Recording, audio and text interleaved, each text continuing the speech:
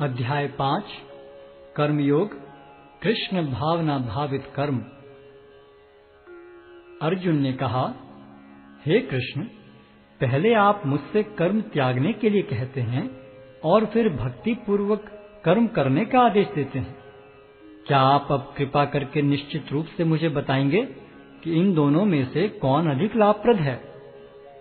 श्री भगवान ने उत्तर दिया, मुक्ति के लिए तो कर्म का परित्याग तथा भक्ति में कर्म दोनों ही उत्तम हैं, किंतु इन दोनों में से कर्म के परित्याग से भक्ति युक्त कर्म श्रेष्ठ है। जो पुरुष न तो कर्म फलों से घृणा करता है और न कर्म फल की इच्छा करता है, वह नित्य सन्यासी जाना जाता है। हे महाबाहु अर्जुन, ऐसा मनुष्य समस्त द्वंद्वों से रहित होकर भवबंधन को पार कर पूर्णतया मुक्त हो जाता है। अज्ञानी ही भक्ति को भौतिक जगत के विश्लेषणात्मक अध्ययन से भिन्न कहते हैं। जो वस्तुतः ज्ञानी हैं वे कहते हैं कि जो इनमें से किसी एक मार्ग का भली भांति अनुसरण करता है वह दोनों के फल प्राप्त कर लेता है।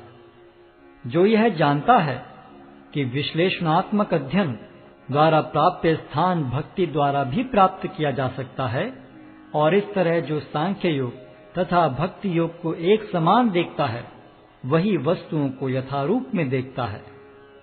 भक्ति में लगे बिना केवल समस्त कर्मों का परित्याग करने से कोई सुखी नहीं बन सकता, परंतु भक्ति में लगा हुआ विचारवान व्यक्ति शीघ्र ही परमेश्वर को प्राप्त कर लेता है।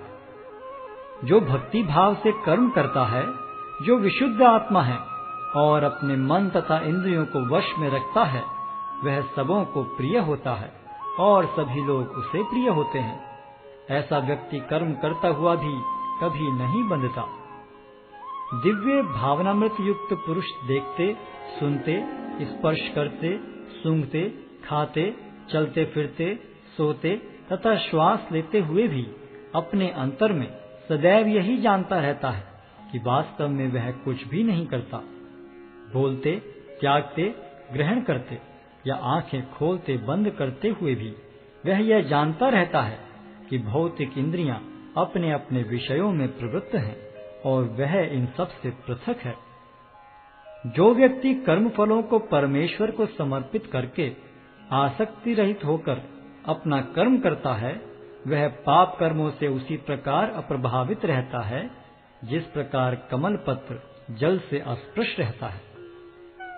योगी जन आसक्ति रहित होकर शरीर, मन, बुद्धि तथा इंद्रियों के द्वारा भी केवल शुद्धि के लिए कर्म करते हैं। निश्चल भक्त शुद्ध शांति प्राप्त करता है, क्योंकि वह समस्त कर्मफल मुझे अर्पित कर देता है। किंतु जो व्यक्ति भगवान से युक्त नहीं है और जो अपने श्रम का फल कामी है, वह बंध जाता है। जब देहधारी जीवात्मा अपनी प्रकृति को वश में कर लेता है और मन से समस्त कर्मों का परित्याग कर देता है, तब वह 9 द्वारों वाले नगर में बिना कुछ किए कराए सुखपूर्वक रहता है। शरीर रूपी नगर का स्वामी देहधारी जीवात्मा न तो कर्म का सृजन करता है, न लोगों को कर्म करने के लिए प्रेरित करता है, न ही कर्म फल की रचना करता है। यह सब तो प्रकृति के गुणों द्वारा ही किया जाता है।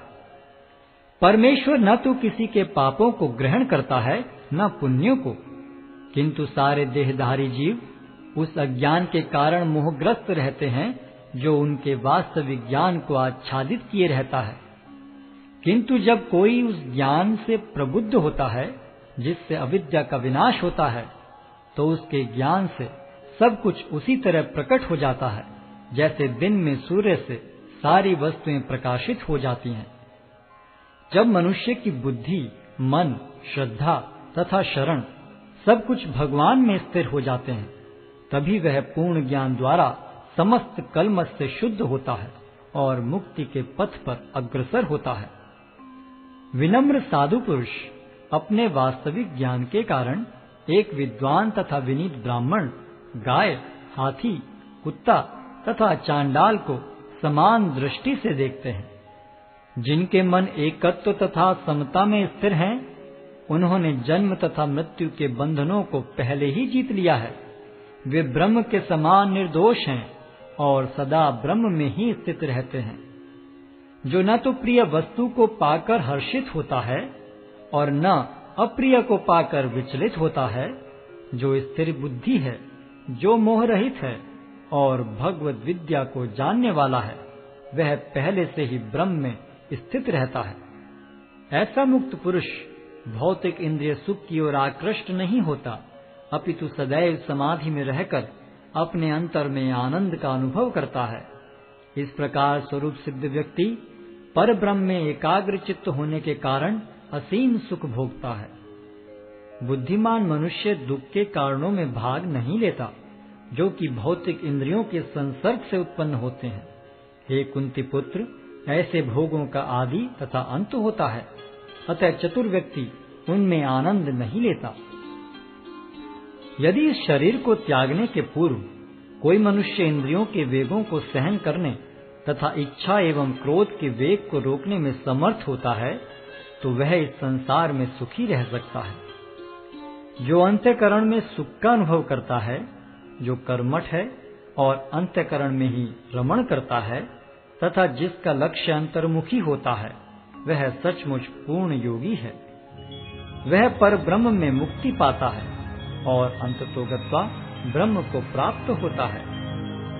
जो लोग संशय से उत्पन्न होने वाले द्वैत से परे हैं, जिनके मन आत्म साक्षात्कार में रत हैं, जो समस्त जीवों के कल्याण कार्य करने में सदैव व्यस्त रहते हैं और जो समस्त पापों से रहित हैं, वे ब्रह्म निर्वाण को प्राप्त होते हैं।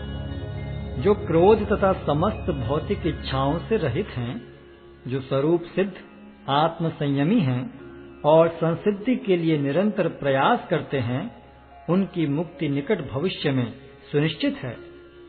समस्त इंद्रिय विषयों को बाहर करके, दृष्टि को भौहों के मध्य में केंद्रित करके, प्राण तथा पान वायु को नथुनों के भीतर रोककर और इस तरह मन, इंद्रियों तथा बुद्धि को वश में करके जो मोक्ष को लक्ष्य बनाता है, वह योगी इच्छा, भय तथा क्रोध से रहित हो जाता है।